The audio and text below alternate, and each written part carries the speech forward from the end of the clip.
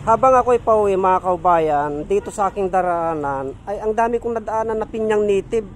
Ito, puro pinyang native mga kaubayan. Itong pinyang native na ito mga kaubayan ay napakalakas po na panggamot ito sa mga nabibinat at napapasma. Yung mga namamagapong katawan, yung masasakit na katawan, mabisa po ito. Ang proseso po ng paggamit nito mga kaubayan, itong pinyang native na ito po ay iniihaw, kinukuha po ito.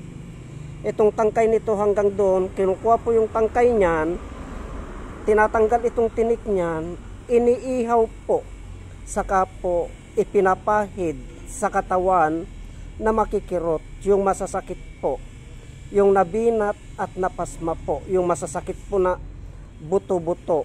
Ganyan po, iihaw po ito, pipit-pitin po, yung katas po, yun po ang ipapahid. Pagkatapos po, itong talbos ng pinyang native na ito mga kaubayan, yung talbos ng pinyang native na yan, kinukuha po itong talbos nito at ilinalaga po at iniinom, ipinapainom po sa taong nabinat at napasma. Ito, napakabisa po itong talbos ng pinyang native sa mga nabinat at napasma. At ito naman po sa mga masasakit na katawan, yung namabagat na katawan, yung nabinat, yung wala na pong lakas. Ito naman po ang ginagamit mga kaubayan, itong dahon ng pinyang native na ito. At dito sa tabi niya mga kaubayan ay narito po ang dahon ng atis. Ito po atis.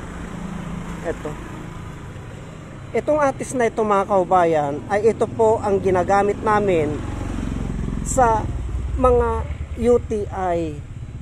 Ito po ang ginagamit namin sa mga nababate, yung mga pinaglalaruan. Ang proseso po ng paggamit namin nito mga kaubayan ay kumukuha po kami ng dahon nito at linalaga po namin. Bukod sa mga nababate o pinaglalaruan nang hindi nakikita, ay sa UTI po maganda po eto mga kaubayan. At itong tangkay niya na ito, itong balat nito, ito po yung itinatali namin sa mga sinasapian. Itinatali po namin dito sa kanyang kamay na yan o kaya sa kanyang paa. Ibinibigkis po namin ito mga kaubayan para makausap po namin yung taong sinasapian. Ganyan po ang proseso ng paggamit namin dito sa atis na ito, panggamot po, bilang panglunas po sa karamdaman mga kaubayan.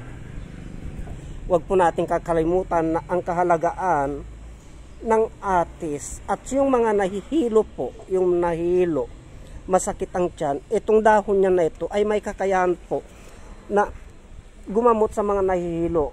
Ganyan lamang po. Amoy-amoyin lamang po yan, amoy-amoyin po lamang yan at matatanggal na po yung pagkahilo ng isang tao.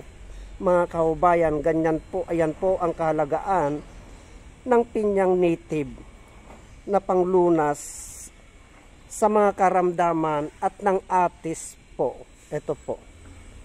Napakarami pong pinyang native hanggang doon po mga kaubayan at may bunga na po yan. May bunga na po itong pinyang native na yun, ayun po. Kaya hanggang dito na lamang po at marami pong salamat.